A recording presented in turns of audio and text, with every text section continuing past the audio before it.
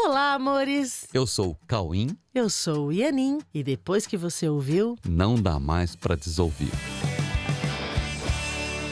Oi, meus amores! Oi, tudo bem com vocês? Tudo bem com vocês? Olha, nós já iniciamos o curso A Verdade Presencial, aliás, iniciou ontem, mas até dia 30 de junho pode fazer matrícula. Então, vem conhecer uma aula do curso A Verdade Presencial para saber se você gosta e se você quer entrar nessa jornada que é muito séria, né? Onde a gente fala muito sério sobre todos os assuntos existenciais, ok? Então, até o dia 30 de junho, Uhum. você pode se inscrever ainda, pode fazer a sua matrícula, tá Isso, bom? durante todo o mês de junho, você pode escolher uma aula para conhecer o curso, ok? Entra no site coexiste.com.br e faz a sua inscrição gratuita numa das aulas do mês de junho.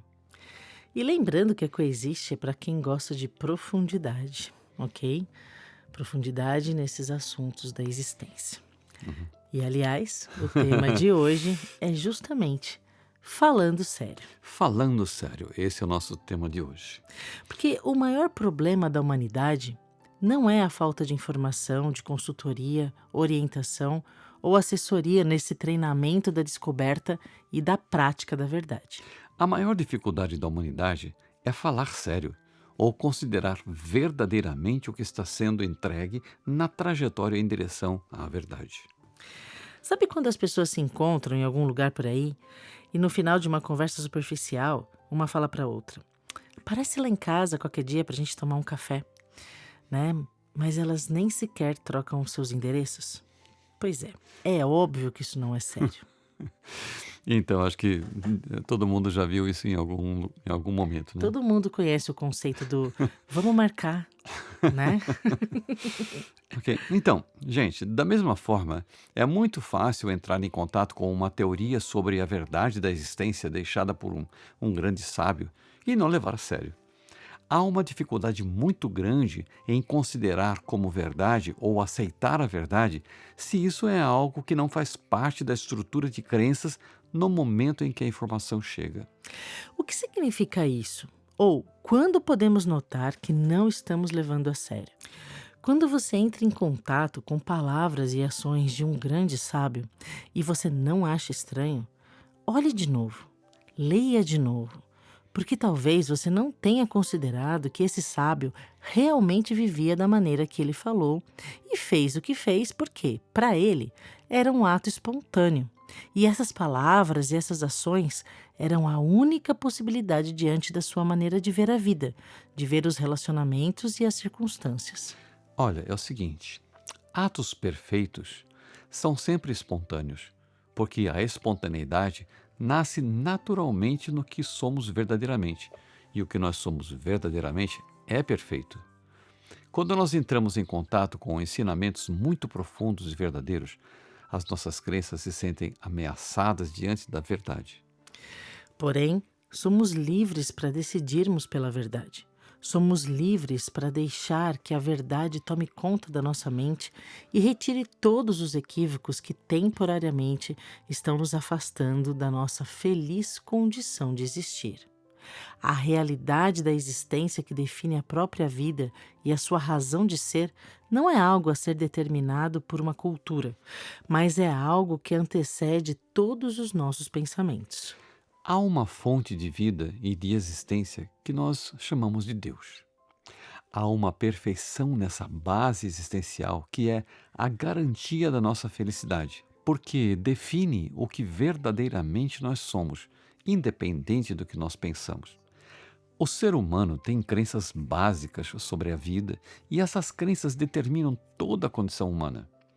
Há crenças básicas que são simplesmente replicadas, sem que se pare para pensar, antes que cada um possa definir os seus objetivos de vida. Na cultura vigente na humanidade, a vida se define como sendo um período compreendido entre nascimento e morte, porque o ser humano tem toda a certeza que nasceu e que um dia vai morrer. Essa ideia, por exemplo, não é algo a ser questionado na mentalidade humana. Assim, ó, ninguém vai à escola no período da infância, ou ninguém leva os filhos para a escola na infância deles, acreditando que os professores vão ensinar que os alunos não nasceram e não vão morrer, e que a vida é uma condição eterna. Isso independente do quanto isso seja verdade ou não. O fato é que há elementos na cultura que não podem ser reolhados, questionados, para que os equívocos de base possam ser retirados da conduta humana. É, isso não faz parte do que é chamado de educação neste mundo, né? A educação neste mundo é também a manutenção dos paradigmas mais profundos da cultura humana. Nessa cultura, não pode ser considerado ético o que contradiz princípios básicos das estruturas de crenças da mentalidade humana. Jesus e outros sábios, apesar de amar verdadeiramente, foram considerados uma ameaça à cultura vigente na época de cada um, né? E dessa forma foram afastados do cenário para que a cultura vigente fosse mantida. Só que assim, os legados deixados por eles foram divulgados ao longo da história, mas não necessariamente compreendidos na íntegra ou não necessariamente levados a sério. Mas olha, não há culpas nisso também. Mas se nós queremos que o mundo mude, nós precisamos levar em conta que mudanças para o mundo vão requerer mudanças na base da mentalidade vigente.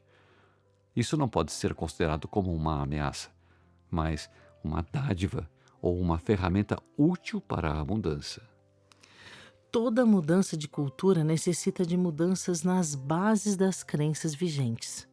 Para mudar as bases das crenças vigentes, é necessário levar a sério o fato de que somente se faz necessário mudar o que não é verdade e que, mesmo não sendo verdade, está sendo replicado e ensinado em todo o sistema considerado como sendo a base da educação coletiva que mantém equívocos existenciais que afastam a paz, aumentando os conflitos.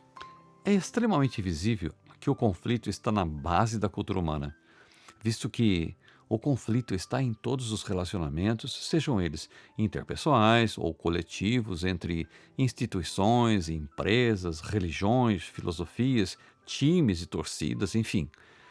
Onde há divergência de ideias, há também conflitos. E na cultura humana, a divergência de ideias é considerado como algo normal, sem que haja a intenção de descobrir onde está a verdade quando há percepções diferentes sobre os mesmos fatos.